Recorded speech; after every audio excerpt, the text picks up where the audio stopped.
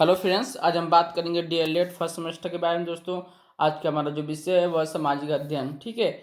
और इसमें दोस्तों जो मेरा चैप्टर हुआ है एशिया महाद्वीप में भारत। इस एशिया महाद्वीप के भारत में दोस्तों मैं एक वीडियो बना चुका हूँ, उसको आप प्लेलिस्ट में जाकर देख सकते हैं, क्योंकि वो वीडियो आप देख लेंगे तो ये वीडियो देखने में आपको हेल्पफुल साबित होगा। तो चलिए हम लोग स्टार्ट कर लेते हैं। इसमें क्या था आपका पॉइंट, मध्यवर्ती विशाल मैदान। जो मध्यवर्ती विशाल मैदान, इसके बारे में चर्चा करना है। उत्तर के विशाल पर्वतीय भाग, ठीक है, जो उत्तर का विशाल पर्वतीय भाग है उसके ठीक दक्षिण में कौन सा है, दक्षिणी प्रायद्वीप। और दक्षिणी जो प्रायद्वीप के ठीक उत्तर में कौन सा है, मध्य भाग में, ठीक है, कौन सा है, मध्यवर्ती विशाल मैदान है, जिसे हम लोग दोस्तों महान मैदान के नाम से जानते हैं। यह पश्चिम में सतलज से पूरब में, ठीक है, यह पश्चिम में सतलज से पूरब में ब्रह्मपुत्र नदी तक लगभग कितना 2500 किलोमीटर से अधिक लंबाई में विस्तृत है। आपका मध्यवर्ती उत्तरी मैदान, ठीक है। यह महान मैदान सिंधु, गंगा, ब्रह्मपुत्र और उनकी सहायक नदियों द्वारा लाए गए जलोढ़ के परत दर परत जमाव से निर्मित है। किसके द्वारा दोस्तों, यह महान जो मैदान है सिंधु नदी, गंगा, ब्रह्मपुत्र और उनकी जो सहायक नदियां हैं उसके द्वारा जो जलोढ़ मिट्टी के जो परत लाए गए और उसके जमाव से इसका निर्माण हुआ है। हिमालय के उस पार मानसरोवर झील के निकट सिंधु तथा ब्रह्मपुत्र नदियां उद्गम स्थल पर एक दूसरे के सन्निकट हैं, ठीक है। जो हिमालय के उस पार मानसरोवर झील है उसके निकट कौन कौन से, सिंधु नदी तथा ब्रह्मपुत्र जो नदी के उद्गम स्थान है, क्या एक दूसरे से पास में है। किंतु ये दोनों ही नदियां एक दूसरे के विपरीत दिशा में प्रवाहित होती हैं। इन दोनों का जो उद्गम है एक दूसरे के पास है, लेकिन जो इन लोगों का बहने का जो क्रम है वो एकदम विपरीत है। और देख लेते हैं इसमें, सिंधु नदी जहाँ तक एक और पश्चिम दिशा की ओर प्रवाहित होती है, ठीक है, जो पश्चिम दिशा प्रवाहित होते हुए जम्मू और कश्मीर राज्य में प्रवेश करती है। जो सिंधु नदी है वह पश्चिम दिशा से प्रवाहित होते हुए कहाँ पे प्रवेश करती है, जम्मू और कश्मीर राज्य में प्रवेश करती है। और पाकिस्तान में प्रवेश कर दक्षिण दिशा की ओर गमन करती है। जब जम्मू कश्मीर से होते हुए यह पाकिस्तान में प्रवेश कर जाती है और दक्षिण दिशा की ओर वो चली जाती है। यह अरब सागर में मिलती है और जो आपकी सिंधु नदी है किसमें, जाके अरब सागर में गिर जाती है। और सिंधु नदी की जो सहायक नदी कौन कौन सी है, झेलम, रावी, चिनाब, ब्यास तथा सतलज, ये सब कौन सी नदियाँ, ये सब सिंधु नदी की सहायक नदी है।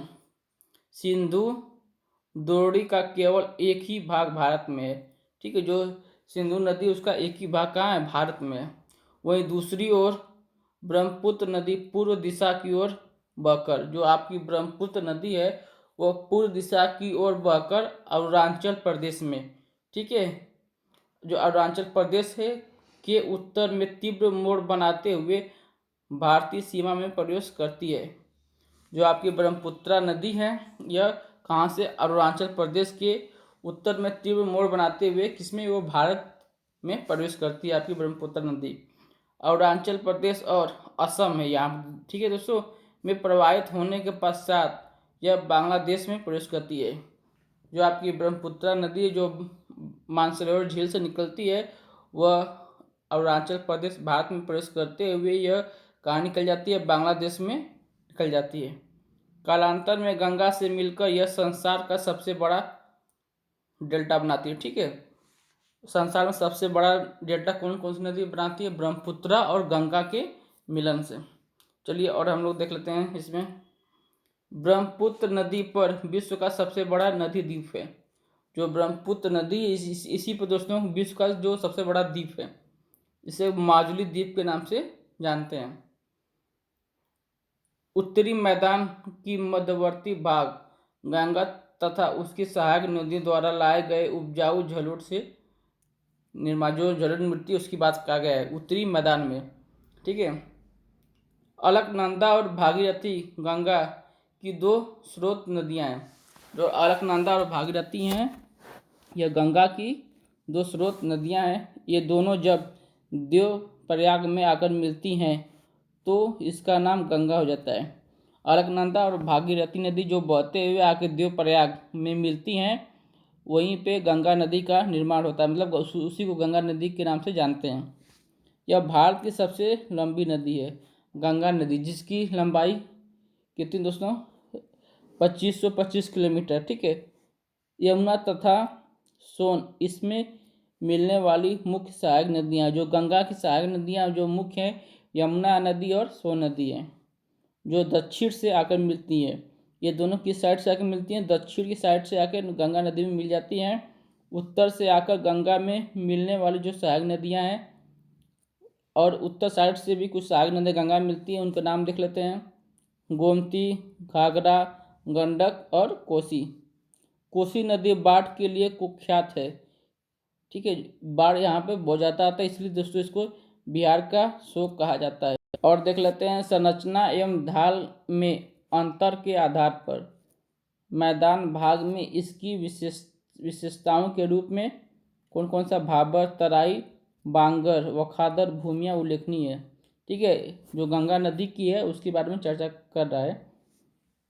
शिवालिक हिमालय प्रदेश, हिमाचल प्रदेश के पर्वतीय भाग में पतली पट्टी के रूप में बड़े बड़े कंकड़ पत्थर जो नदियों द्वारा बहाकर लाए गए जलोढ़ के रूप में एकत्रित हो जाते हैं। जो आपका शिवालिक है, वहाँ पे जो हिमाचल प्रदेश के जो पर्वतीय भाग है, वहाँ से जो पतली मिट्टी नहीं होती है, उसमें क्या है, जो कंकड़ पत्थर जो नदियाँ बहा कर लाते हैं, उसी के द्वारा जिससे किसका दोस्तों जलोढ़ के रूप में एकत्रित हो जाता है, भाबर प्रदेश कहलाता है। इसको दोस्तों भाबर प्रदेश के नाम से जानते हैं। इस भाग में नदियाँ इन पत्थरों के बीच बहते हुई प्रतीत होती है। इन भाग में जो नदियाँ हैं पत्थरों के बीच में मतलब बहते हुए आपको दिखाई देती हैं या प्रतीत होती हैं। भाबर प्रदेश की पट्टी के ठीक दक्षिण में नदियाँ पुनः सतह पर दिखती हैं। ठीक है। जो भाबर प्रदेश में कैसी दिखती हैं, पुनः वह दक्षिण में जो नदियाँ हैं पुनः वह सतह पर, मतलब कि साफ एक सतह पर दिखती हैं, वहाँ पे अगर पत्थरों के बीच में नहीं बहती हैं। यह प्रदेश चूँकि समतल होता है, इसलिए पानी फैलकर दलदली क्षेत्र का निर्माण करती हैं। क्योंकि जो ये क्षेत्र आपका कैसा समतल है, इसीलिए दोस्तों यहाँ पर फैलकर वो बहती हैं और दलदल क्षेत्र का ये निर्माण करती हैं। यह तराई पट्टी कहलाती हैं। इस पट्टी में महीन रेत, बजड़ी के कण विद्यमान होते हैं। ठीक है। जो आपके रेत जिसको आप बालू के नाम से जानते हैं, जो बजड़ी जो आपके कंकड़ जो गिट्टी के नाम से जानते हैं, ये सब विद्यमान है। चलिए और देख लेते हैं इसमें। बाढ़ की वर्तमान सीमाओं के ऊपर की भूभाग क्या कहलाती है? बांगर कहलाती है। ठीक है। जो बाढ़ आता है उसमें जो उसकी वर्तमान सीमाएं के ऊपर जो होती हैं उसको हम बांगर के नाम से जानते हैं। यह प्राचीन जलोढ़ से निर्मित उपजाऊ मैदान है। इस भाग में बाढ़ का पानी नहीं पहुंच पाता है। ठीक है। जो ये प्राचीन जो जलोढ़ मिट्टी है ये बहुत पहले की है। ठीक है। ये उपजाऊ मैदान है। इस भाग में क्या है, बाढ़ का जो पानी वो नहीं पहुंच पाता है। ऐसे प्रदेशों का विस्तार सामान्यतः दो नदियों के मध्यवर्ती भाग दोआब में पाया जाता है। ठीक है। ऐसा कहाँ पाया जाता है? जो ऐसे प्रदेश जहाँ पे दो नदियाँ के मध्यवर्ती जो भाग होते हैं जिसको हम दोआब के नाम से जानते हैं, वहीं पाया जाता है। वहीं दूसरी ओर मैदान का वह भूभाग जहाँ बाढ़ का पानी वर्ष दर वर्ष आता है। ठीक है। इसमें बता रहा है कि उसी मैदान का वह दूसरा भाग जहाँ बाढ़ का पानी दर प्रतिवर्ष आता है तथा बाढ़ के उपरांत जल पुनः लौट जाता है। ठीक है। बाढ़ के बाद वो क्या होता है, पुनः वह जल वापस चला जाता है। वहाँ नदियाँ का जल अपने साथ उपजाऊ जलोढ़ मिट्टी जमा करती हैं। जहाँ तक दोस्तों वो नदी का पानी बाढ़ के रूप में आता है और फिर वो वापस तो चला जाता है, लेकिन जहाँ तक वो आता है वहाँ पे वो क्या काम करता है, उपजाऊ जो जलोढ़ है उस मिट्टी का वो निर्माण करता है। उसको हम खादर भूमि के नाम से जानते हैं। गंगा ब्रह्मपुत्र का डेल्टा खादर प्रदेश का उत्कृष्ट उदाहरण है। जो गंगा और ब्रह्मपुत्र का जो डेल्टा है वह खादर प्रदेश के नाम से विख्यात है। उक्त ये जो हम पढ़े हैं, इसके अतिरिक्त सिंध का मैदान, पंजाब का मैदान, राजस्थान का मैदान, महान मैदान के भी अभिन्न अंग हैं। ठीक है, इतना जो जाने हैं वो तो है ही, इसके साथ साथ जो पंजाब का मैदान है, राजस्थान का मैदान है, ये सब इसके भी अंग हैं। अब दोस्तों हम लोग देखते हैं तटीय मैदान व द्वीप समूह, इसके बारे में हम लोग चर्चा कर लेते हैं। दक्षिणी पठार या दक्षिणी पठारी भाग दोनों ओर से तटीय मैदान से घिरा हुआ है। जो आपका दक्षिणी पठारी भाग है वो दोनों ओर से कैसा है, जो तटीय मैदान है इन्हीं सब से वो घिरा हुआ है। पश्चिम तटीय मैदान पश्चिम भाग में अवस्थित है। जो पश्चिमी जो तटीय मैदान है वह पश्चिम घाट पर, ठीक है, और यह पश्चिम भाग में भी स्थित है। जो उत्तर की ओर अधिक चौड़ी है, ठीक है, उत्तर की ओर कितना है, अधिक चौड़ी है। इसमें कौन कौन से गुजरात के मैदान भी सम्मिलित हैं, तथा दक्षिण की ओर बढ़ने पर यह सकरा हो जाता है। ठीक है, और देख लेते हैं इसका विस्तार सूरत से कन्याकुमारी तक है। तो इस जो तटीय मैदान है इसका जो विस्तार कहाँ कहाँ से है, वह सूरत से कन्याकुमारी तक है।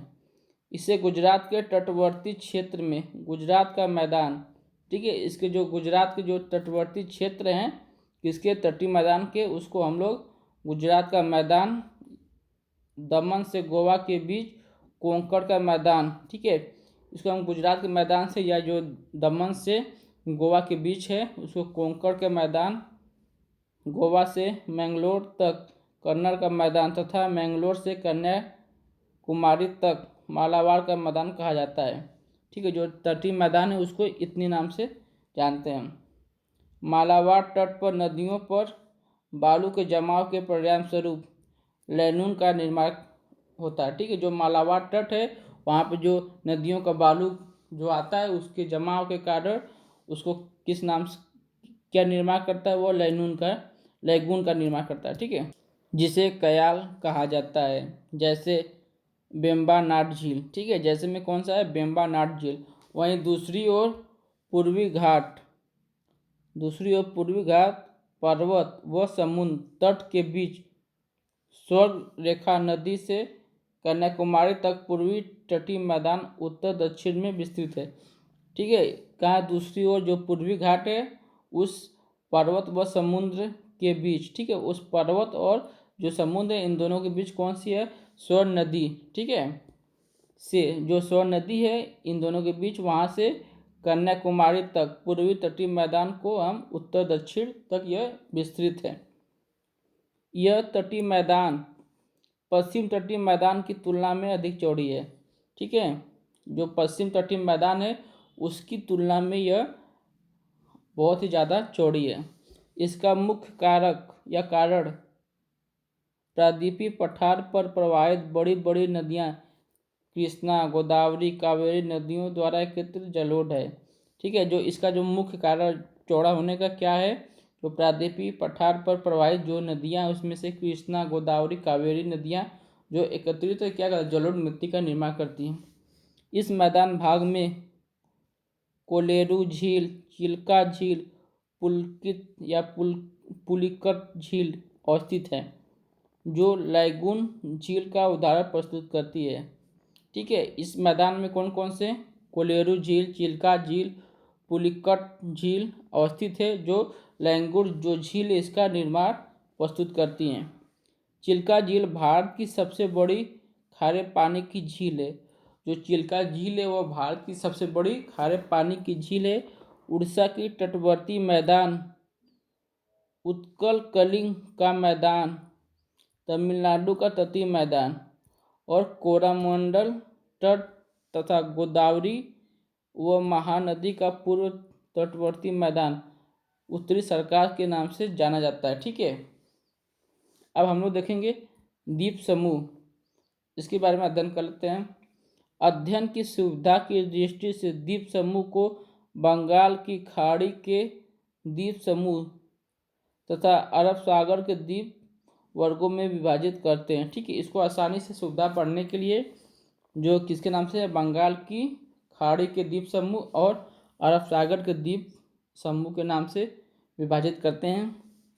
बंगाल की खाड़ी के द्वीप में न्यूमुर द्वीप जो भारत व बांग्लादेश की सीमा पर स्थित एक डेल्टाई द्वीप है। ठीक है, जो बंगाल की खाड़ी है उसमें दोस्तों उसके साइड में कौन सा है, न्यूमुर द्वीप जो भारत व बांग्लादेश सीमा पर स्थित है और डेल्टाई द्वीप हैं, मतलब इसके नाम से वो जाने जाते हैं। गंगा सागर द्वीप भी एक डेल्टाई द्वीप है। जो गंगा सागर द्वीप है उसको भी एक डेल्टाई द्वीप के नाम से हम जानते हैं, जो न्यूमुर से भी पुराना द्वीप है। जो न्यूमुर द्वीप है इससे भी वो पुराना द्वीप है। फुल्टा द्वीप जो ऐतिहासिक महत्व है, यह अपेक्षाकृत छोटा द्वीप है। ठीक है, कौन सा फुल्टा द्वीप है जो ऐतिहासिक महत्व है, वह कौन सा है, वो अपेक्षाकृत इन सबसे वो छोटा द्वीप है।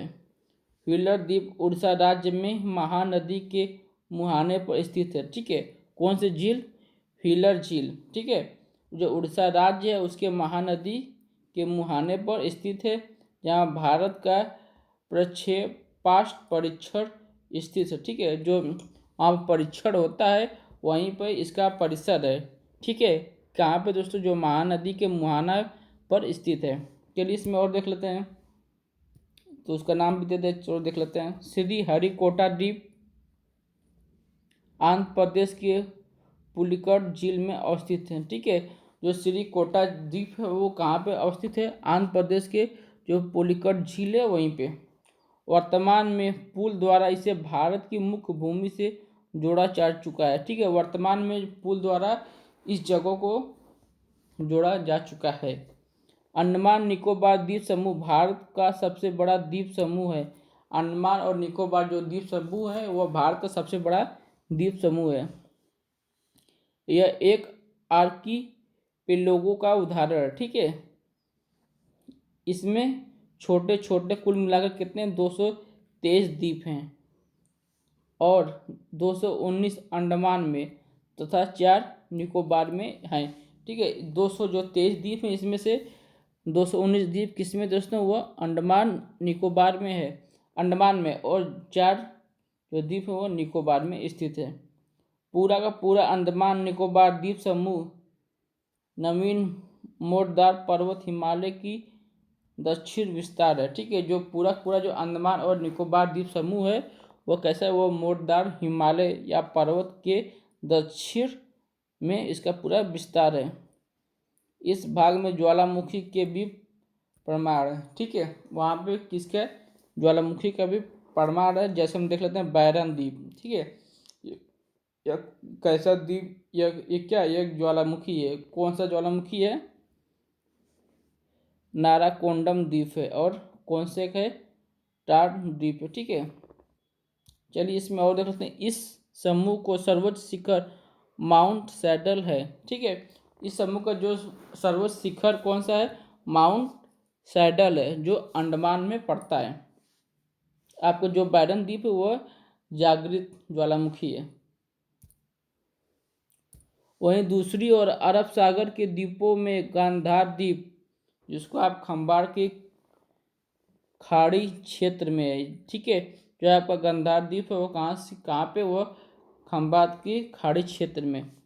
और देश में कहते हैं दीव, जो कठियावाड़ प्राद्वीप के दक्षिण में है। और एलिफेंटा जो मुंबई के अपतटीय क्षेत्र में है। और वेलिंगटन द्वीप ये कहाँ है, कोच्चि के निकट है। कुछ अपतटीय द्वीप का उदाहरण है, जबकि अघात सागरी द्वीप में लक्षद्वीप, जिसका शाब्दिक अर्थ है, तो क्या क्या है देख लेते हैं शाब्दिक अर्थ। एक लाख द्वीप समूह प्रमुख रूप से उल्लेखनीय है। ये द्वीप परवाल मूंगा के अवशेषों से निर्मित होता है। तो ठीक है, ये जो सेकेंड पार्ट वीडियो यहाँ पे कंप्लीट होता है। आपको मेरा वीडियो कैसा लगा कमेंट के जरूर बताइएगा। अच्छा लगा तो लाइक कीजिएगा, चैनल को सब्सक्राइब कर लीजिएगा।